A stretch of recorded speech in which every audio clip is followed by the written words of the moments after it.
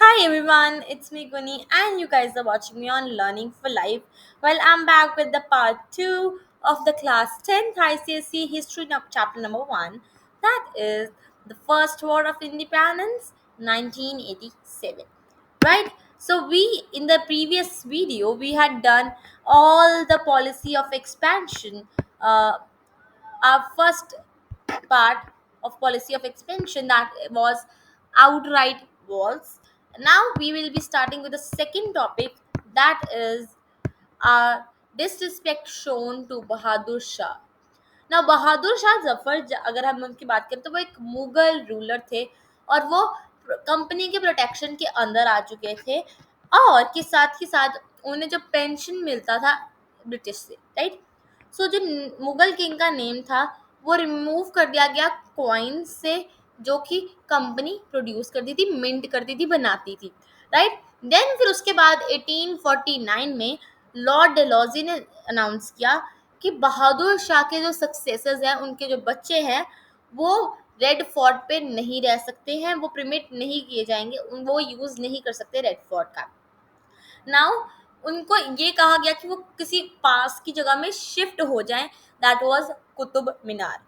Also उसके बाद 1856 में लॉर्ड कैनिन ने अनाउंस किया था बहादुर शाह की डेथ के बाद कि उसके सक्सेसर्स, जो उसके जो बच्चे हैं, वो अलाउ नहीं किए जाएंगे imperial titles with their name, मतलब राजकुमार, प्रिंसेस, उन्हें नहीं बुलाया जाएगा और उनके साथ टाइटल्स भी नहीं लगेंगे। ये डिसीजन जो ब्रिटिश ने लिया, उसने मुस्लिम्स की फीलिंग्स को बहुत ज़्यादा हर्ट कर दिया। कॉन्सिक्वेंटली अगर हम बात करें तो जीनत महल, जो कि वाइफ ऑफ बहादुर शाह की वाइफ थी, उस वो फिर प्लॉट करने लगी, चीज़ों को बनाने लगी, प्लॉटिंग करने लगी उसके अगेंस्ट, कोई साजिशें रचने लगी जिसे हम कहते हैं, राइट। फिर अब हमारा थर्ड टॉपिक है, थर्ड पॉइंट आता है treatment given to Nana Sahib. Now Nana Saheb Bajirao two के अडॉप्टेड सन थे एंड जो वो थे लास्ट पेशवा, राइट। तो British refuse to grant Nana Saheb the pension they were paying to Bajirao two. तो उन्हें बाजीराव टू को जो पेंशन मिल रही थी, वो ब्रिटिश ने नाना साहेब को देने से मना कर दिया। नाना साहेब को फोर्स किया गया कि वो रहे कानपुर में, far away from his family, जहाँ पे उनकी फैमिली नहीं थी, बहुत दूर अपने फैमिली से, एट पूना। तब उनकी फैमिली पूना थी, लेकिन उन्हें कहा गया कि वो कानपुर रहे, राइट। देन वो वाइडली रिजेंटली किए गए मराठा रीजन में, उन्हें कहा गया रिजेंट करो आप, और साथ ही साथ नाना साहेब को इनहेरिट कर दिया गया, उनकी जायदाद से बेदखल कर दिया गया फॉर्मर पेशवा की, राइट। फिर उसके साथ साथ उस उनको यूटिलाइज किया गया, sending missionaries different parts of country में, मिशनरीज सेंड करने के लिए उन्हें यूटिलाइज किया गया। Generating awareness among the Indians about the British policies, मतलब जाओ लोगों को बताओ कि क्या क्या है ब्रिटिश पॉलिसीज, सब कुछ। नाना साहब को also travel between Delhi and Lucknow to gather support for the movement. अब नाना साहब जो थे वो दिल्ली से लेकर लखनऊ तक भी ट्रैवल किए कि इस मूवमेंट के लिए सपोर्ट गैदर हो सके। बाकी जो इंडियन रूलर्स थे वो एडवर्सली इतने इफेक्ट नहीं किए गए थे, पर सस्पिशियस था कि उनके साथ भी फ्यूचर में कुछ ऐसा हो सकता है। Then fourth we have absentees warranty of the British. अब इसमें क्या है कि जो इंडिया है वो रूल किया जा रहा था ब्रिटिश गवर्नमेंट के थ्रू, राइट। मतलब ब्रिटिश गवर्नमेंट क्या थी, इंग्लैंड में थी। सो तो और वहाँ पे इंग्लैंड और इंडिया में कितने थाउजेंड्स माइल्स का डिफरेंस था ना। इससे क्या हो गया कि जो इंडियंस थे वो रिजेंट थे, जो यहाँ पे इंडिया में थे। तो अर्लियर रूलर्स, जो पहले रूलर्स थे, लाइक मुगल्स हो गए, जिन्होंने इंडिया को कॉन्कर किया था, इंडिया को जीता था अपने टाइम पे, वो इंडिया में सेटल हो चुके थे, राइट। और रेवेन्यूज वो कलेक्ट कर रहे थे, और इंडियन से रेवेन्यू कलेक्ट करके वो इंडिया में ही रह रहा था। लेकिन अगर हम ब्रिटेन की बात करें, ब्रिटिशर्स की बात करें, तो ऐसा इंडियंस को लगा कि वो इंग्लैंड से रूल हो रहे हैं, तो इंडिया की वेल्थ यहाँ से इंग्लैंड की तरफ ड्रेन होती गई और यूटिलाइज नहीं हुई हमारे इंडियन वेलफेयर के लिए, राइट। इस चीज के साथ हमारे पॉलिटिकल कॉजेस फिनिश होते हैं। अब हम बात करेंगे सोशियो रिलीजियस कॉजेस कॉजेस के बारे में। सबसे पहले, before starting the social religious causes, let's read few lines. The British government's attempt to interfere in social and religious lives of Indians led to widespread fear among the masses. मतलब जो वो interfere कर रहे थे social और religious life में, तो वो उनसे क्या हुआ कि इंडियंस डर में आ गए और फिर उन्होंने हमारे अगेंस्ट उनके स्टार्ट किया रिवॉल्ट करना। ठीक है, अब हम बात करेंगे interfere with the social customs. ये पार्ट्स है सारे सोशो रिलीजियस कॉजेस के। सबसे पहला है इंटरफेरेंस विद सोशल कस्टम्स। अब सोशल रिफॉर्म्स क्या थे जो कि ब्रिटिश ने इंट्रोड्यूस किए थे?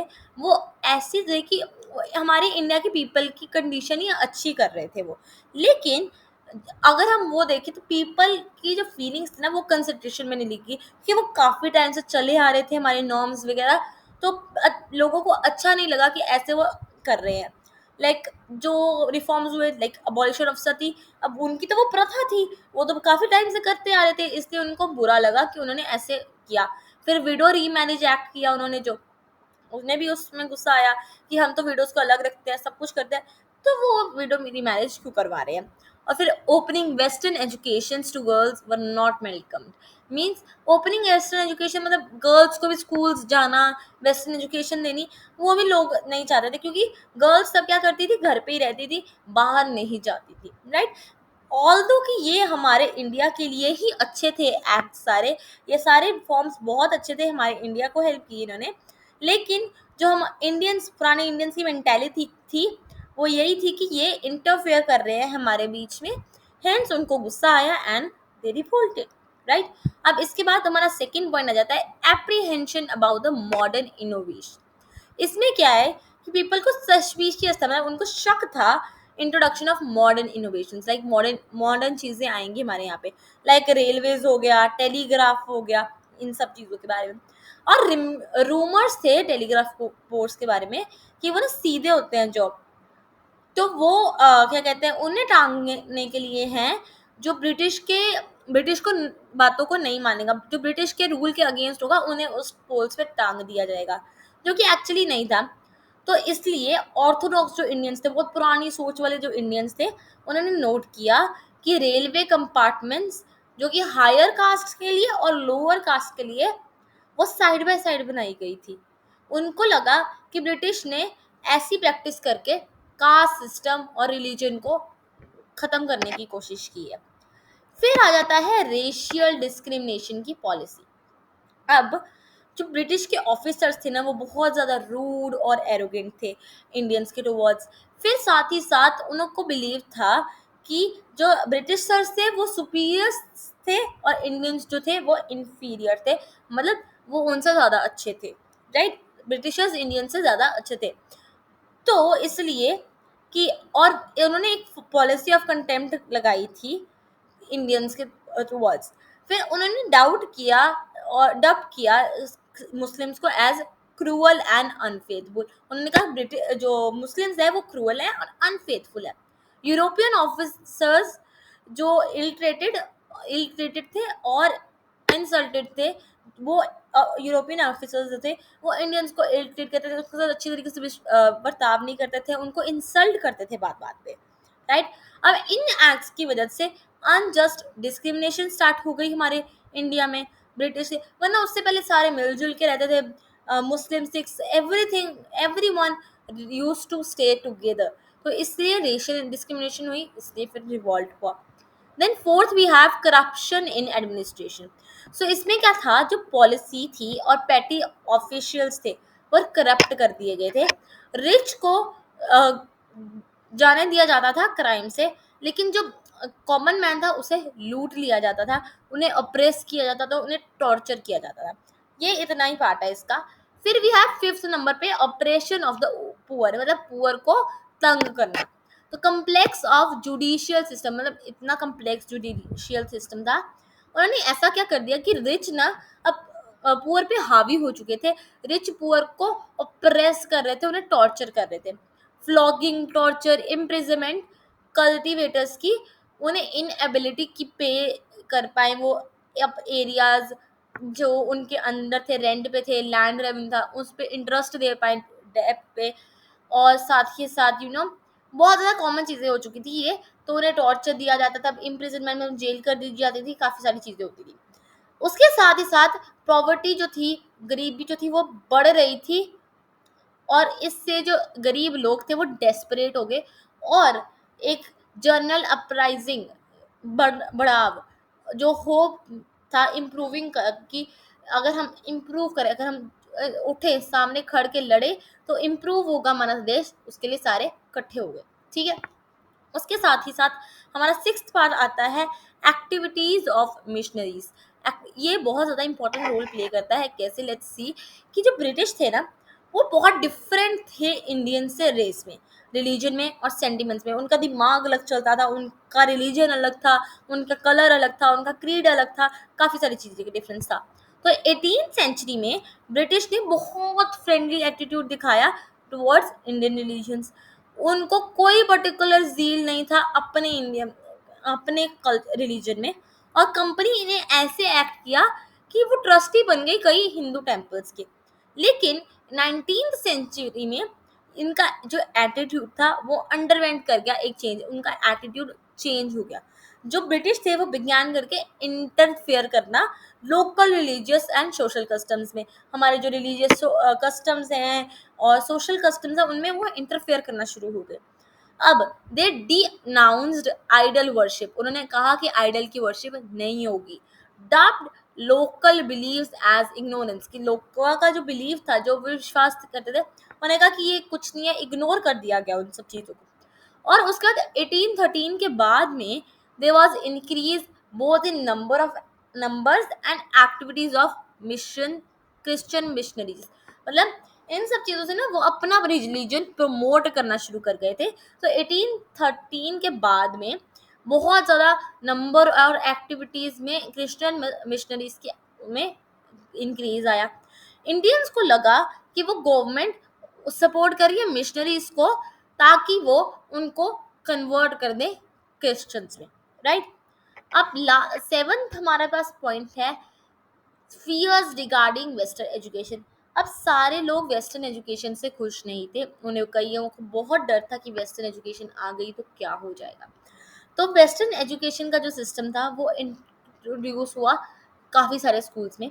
1829 में जो बंगाल का गवर्नमेंट है, उन्होंने इस्टेब्लिश किया इंग्लिश क्लास कोलकाता मद्रास में, which was a Muslim institution, Muslims के लिए था बेसिकली। लेटर फिर इंग्लिश क्लासेस इंट्रोड्यूस की बनारस संस्कृत कॉलेज में, जो हमारे पास था BSc। ठीक है। देन द शिफ्टिंग इम्फेसिस, मतलब शिफ्ट किया इम्फेसिस को from oriental learning to western education. जो हमारे इंडियन का जो लर्निंग का तरीका था उससे वेस्टर्न एजुकेशन में चेंज किया गया, और वो इतना अच्छा लोगों को नहीं लगा।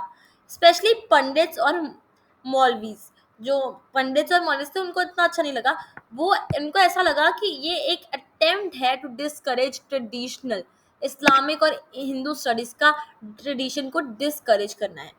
पीपल लोगों को स्टार्ट हो गया कि यार वो सस्पेक्ट करते, शक कर रहे थे इन सब चीज़ों पे कि वेस्टर्न एजुकेशन का एम सिर्फ लिटरेचर को प्रमोट करना नहीं है, पर बच्चों को, चिल्ड्रन को क्रिश्चियंस बनाना भी है, तो चेंज देयर रिलीजन्स, राइट। फिर हमारे पास यहाँ पे एट्थ पॉइंट आता है टैक्सिंग रिलीजियस प्लेसेस। ये भी बहुत ही ज़्यादा इंपॉर्टेंट पॉइंट है।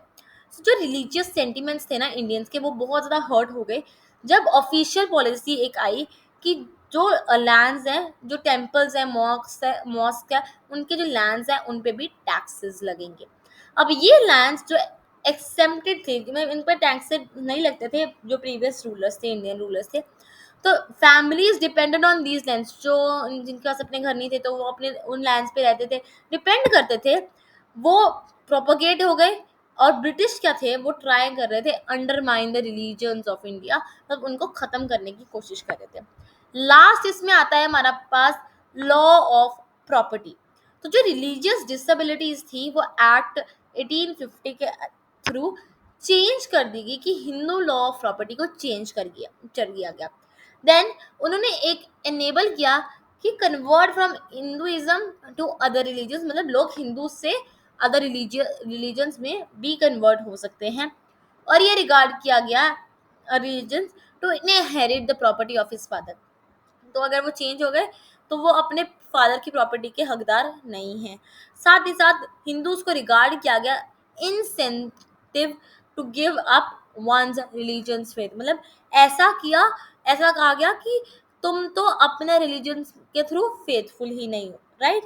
So this was the socio religious causes, and I hope आपको आज का लेक्चर समझ आया है। If you did, then hit the like button, share this video with your friends so that they can even learn more. Subscribe to the channel and ask all your queries in the comment section. I'll be happy to answer those. So we'll meet you guys in the next one. Till then, bye bye, take care, and keep learning. Bye guys.